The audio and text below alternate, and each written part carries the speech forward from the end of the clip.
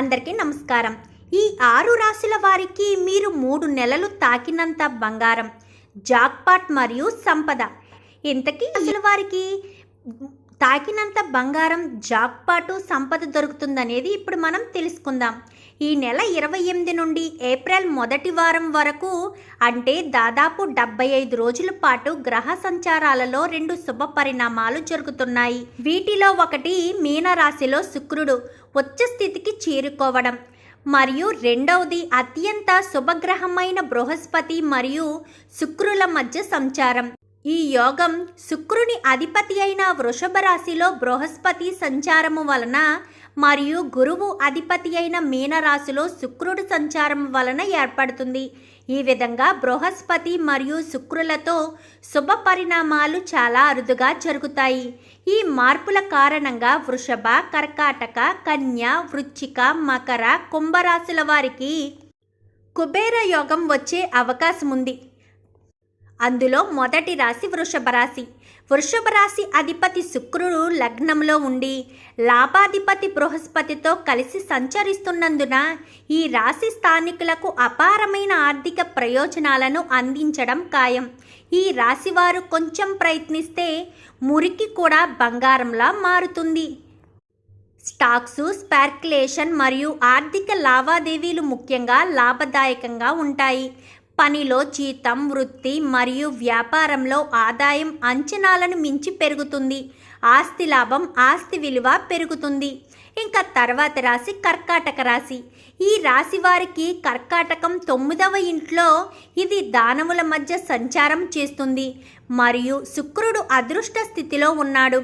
కాబట్టి ఒకరు అనేక కష్టాలను అధిగమించి సంతోషంగా జీవిస్తారు. లక్ష్మీ కటాక్షాన్ని అనేక విధాలుగా చూడవచ్చు. ఆకస్మిక ఆర్థిక లాభం పొందే అవకాశం ఉంది.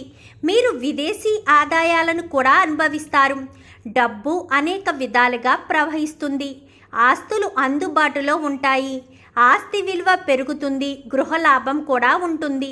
ఇంకా తర్వాత రాశి కన్యరాశి. కన్యరాశి లగ్న, సప్తమ మరియు అదృష్ట స్థానముల మధ్య శుక్రుడు సంచరించడం వలన ఖచ్చితంగా 1 లేదా 2 ధనయోగాలు వస్తాయి.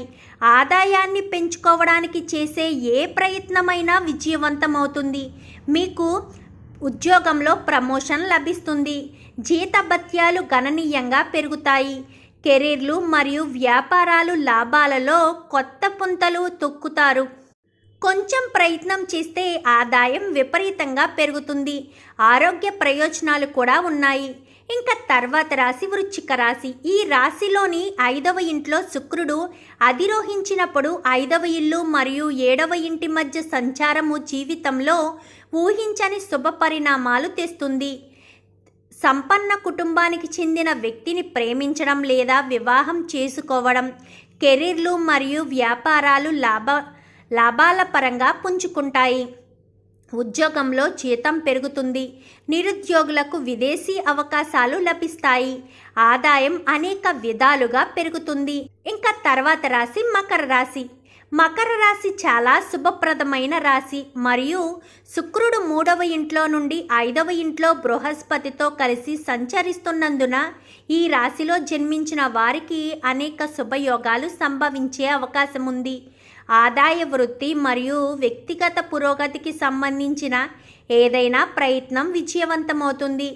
ఆదాయం అంచనాలకు మించి పెరుగుతుంది. మీరు ఉద్యోగంలో ఉన్నత స్థానానికి పదోన్నతి పొందుతారు. వృత్తి, వ్యాపారాలు అభివృద్ధి చెందుతాయి. ఇంకా తర్వాత రాశి కుంభరాశి.